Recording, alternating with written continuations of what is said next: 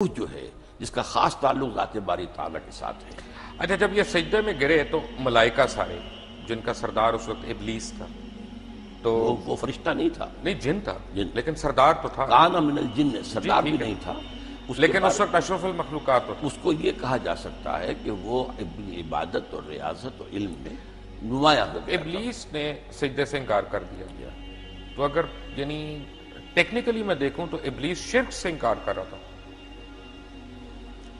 شرک سے انکار کر رہا ہے ظاہری شکل میں، اور اللہ کا انکار کر رہا ہے اس کا حکم نہ مان کر، وہ تو کفر ہو گیا۔ تو کفر ہو گیا پکڑ کہاں پہ ہوئی؟ ہے، پکڑ کہاں؟ کفر پر، انکار پہ، یعنی غرور پہ نہیں ہوئی جب اس نے کہا کہ میں مٹی غرور کا کی وجہ سے اس نے انکار کیا نا۔ اس کے اندر جو ہے ابا واستکبر وکان من الکافرین، اس نے استکبار کیا، اس نے صاف کہا خلقتنی من نار وخلقتہ من طین، بالکل صحیح، خدا تو نے مجھے تو بنایا ہے آگ سے، اس کو بنایا اس کو بنایا مٹی سے، وہ بھی لیسدار مٹی سے، تو طے یہ پایا لیس دار کا لفظ دوبارہ آپ لے آئے، میں نے لے آپ کو آیا، بتایا تھا میں کہ لے وہ آیا۔ ایک لفظ ہے، تراب بھی ہے جس کے معنی صرف مٹی ہے، تین بھی ہے جس کے معنی گارا ہے، تین لازم کے وہ معنی ہے جو آپ کر رہے ہیں۔ تراب ہے، تراب۔ ثم قال له کن فیکون۔ ہاں تو لیکن تراب صرف مٹی کو کہتے ہیں، یہ لیسدار ویسدار کہاں سے لے آیا آپ اس میں؟ وہ لیسدار اس میں ہے، تین لازم۔ جو آپ کہہ رہے ہیں وہ سورۃ المومنون میں ہے، 12 نمبر آیت میں ہے کہ ہم نے انسان کو مٹی کے ست یا جوہر سے، اسے سوکھی مٹی سے اسے بنایا۔ من سلالۃ من طین، جی، اور جوہر سے۔ سورہ سجدہ کی آیت نمبر 7 میں بتایا گیا ہے کہ جو بھی چیز اس نے بنائی خوبی بنائی، اور انسان کی تخلیق کی ابتدا مٹی کے گارے سے ہوئی، گارے سے، تین، ٹھیک ہے نا۔ ابھی اس میں لفظ لیس نہیں آیا، آپ نہ ایڈ کیجئے لیس اس میں۔ لیس آئی سورۃ الصفت میں، آیت نمبر 11 میں۔ صفت کوئی صورت نہیں ہے قرآن کی، صاف صاف، سوری، میں آپ سے سیکھنے کے لیے تو بیٹھا ہوں یہاں پہ، میں سکھا رہا ہوں نا، میں بھی سکھاؤں گا آخر۔ بالکل آپ سکھاتے جائیں، ہم سیکھتے جائیں گے۔ تو اس کا مطلب ہے کہ غرور اللہ کو نہیں پسند، تو جب ہم یہاں پہ بیٹھتے اللہ کے حکم سے انکار اللہ کو پسند نہیں، اللہ کے حکم کے غرور ہو گیا چاہیے۔ غرور تھا، حسد تھا، اس لیے کہ وہ سمجھتا تھا کہ میں اعلیٰ ہوں۔ حسد تو بڑی عورتوں والی صفت ہو گئی۔ نہیں، مردوں میں بھی ہوتی ہے۔ تمام یہودیوں کے بارے میں قرآن کہتا ہے حسدم من انفسہم، اے مسلمان، یہ تم سے حسد کی بنیاد پر یہ چاہتے ہیں کہ تم سے یہ نعمت جو ہے اسلام کی چھن جائے۔ اصل میں تو وہ بھی مسلمان ہی تھے، لیکن انہوں نے حضور کو ماننے سے انکار کیا۔ بالکل، یہودی اور عیسائی یہ سارے مسلمان ہی تو تھے، ان کے دین ابراہیم ہے، اپنے اپنے وقت کے مسلمان تھے۔ یہ بڑی اچھی آپ بات بتا رہے ہیں، مجھے آنیسٹلی مجھے جو ہے نا اس کا تو یہ طے پایا کہ جب اللہ تعالیٰ نے کائنات کی تشکیل دی تو نہ صرف بنی نوع انسان بلکہ تمام جانور، جرند، پرند جتنے بھی ہیں وہ نر اور مادہ جوڑوں میں اس نے پیدا کیے۔ یہ بیک وقت نہیں ہے، اس کے اندر ایک ایوولوشن ہو سکتا ہے، لیکن کن فیکون ہے نا، کن فیکون، اس کے بیچ میں ہمیں یہ نہیں پتا گیپ کتنا ہے۔ ہاں تو یہ اصل میں کن فیکون بھی قرآن میں آتا ہے، اور یہ بھی آتا ہے 6 دنوں میں پیدا کیا۔ وہ تو بائبلیکل اس ڈیز، کائنات کو قرآن میں ہے، بائبلیکل ڈیز کی بات قرآن میں ہے، ہاں، لیکن آسمانی دنوں کی بات قرآن جو بھی کہا جائے 6 دن تو ان کی ڈیوریشن کا نہیں پتا۔ ڈیوریشن نہیں تو کوئی نہ کچھ تو ڈیوریشن ہوگی۔ 6 دن کم سے کم 24 گھنٹے والے ہوں گے، یا 24,000 گھنٹوں والے ہوں گے، کوئی دن تو ہوں گے نا۔ اس لیے دیکھیے 2 چیزیں ہیں، ایک عالم امر ہے، ایک عالم خلق ہے۔ عالم امر میں اللہ کا حکم ہے کن فیکون، جو کہتا ہے فوراً ہو جاتا ہے۔ Time is not involved at all, process is not involved either, no time, no process بھی نہیں ہے۔ پروسیس تو یہ اللہ کے کہتے۔ اور ایک ہے خلق، خلق میں always time is involved.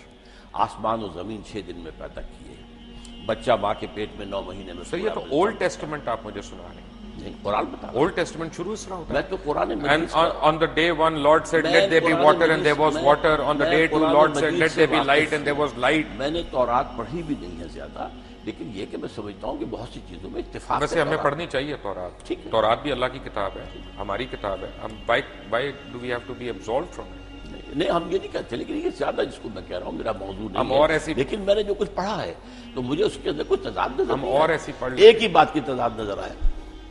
Bible کہتی ہے کہ اللہ نے 6 دن میں کائنات بنائی، 7ویں دن آرام کیا۔ قرآن کہتا نہیں، وما مسنا من لغوب ولقد خلقنا السماوات والارض وما بینہما فی 6 ایام وما مسنا من لغوب۔ ہم نے 6 ہی دنوں میں آسمان و زمین کو پیدا کیا، لیکن ہمیں کوئی تکان نہیں ہوئی کہ آرام کی ضرورت ہے۔ رائٹ، بریک پہ جانے سے پہلے ایک چھوٹا سا سوال، تو یہ بھی طے پا گیا کہ آدم علیہ السلام پیغمبر نہیں تھے، جس نے کہہ دیا آپ سے؟ کہاں پہ سے؟ میں نے تو کہا سورہ آل عمران کی آیت کا حوالہ آپ کو دے رہا ہوں، ان اللہ اصطفیٰ آدم و نوحا و آل ابراہیم و آل عمران علی العالمین.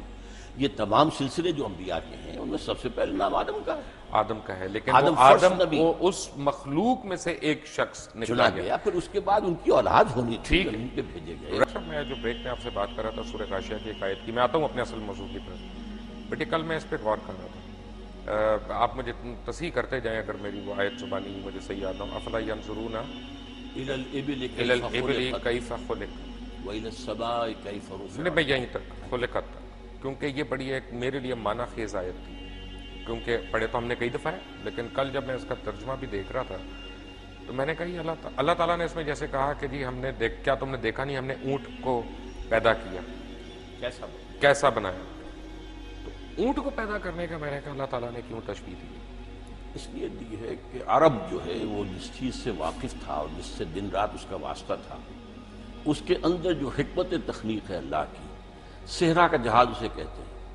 ایک ایک ہفتے پانی اسے نہ ملے اسے پرواہ نہیں، کھانے کو نہ ملے اسے پرواہ نہیں. پھر وہ جو ہے اس کی اتنی اونچی گردن کر دی گئی ہے کہ کیکر کا درخت کوئی ہو سامنے اس کو جو اس سے اپنا ناشتہ کر لیتا ہے.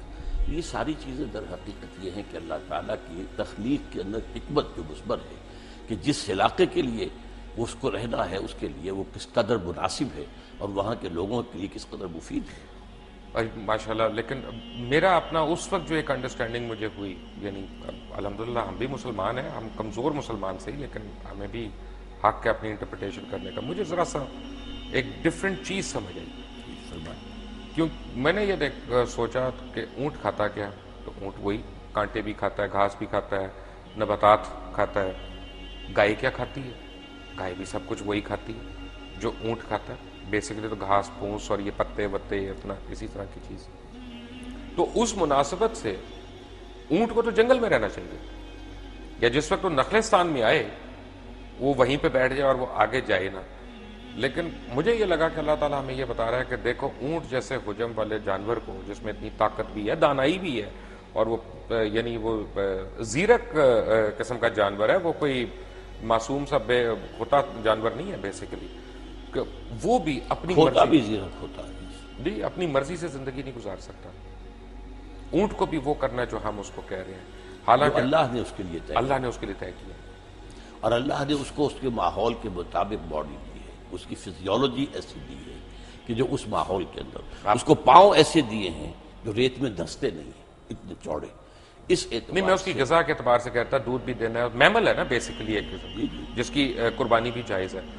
گائے میں اور اونٹ میں ان کی غذا میں فرق کوئی نہیں، لیکن ان کے رہن سہن نہیں وہ تو ایکلیمیٹائز ہو کے ہوتا ہے نا، جو ہے وہ نباتات ہی کانٹا دکھائے نہیں، نباتات ہی ہے نا، وہ تو سیلولوز وہی بنتا ہے نا، جا کے اس کے پیٹ میں جا کے وہی سیلولوز بنتا ہے. آپ تو ماشاءاللہ میڈیکل ڈاکٹر بھی وہ ہیں. تو میرے اور آپ کے پیٹ میں ہی بنتا ہے. رائٹ ڈاکٹر صاحب، میرے پیٹ میں تو پتہ نہیں کیا کیا بنتا ہے، اس کے بعد دوائیاں کھانی پڑتی ہیں. تو اچھا تو طے یہ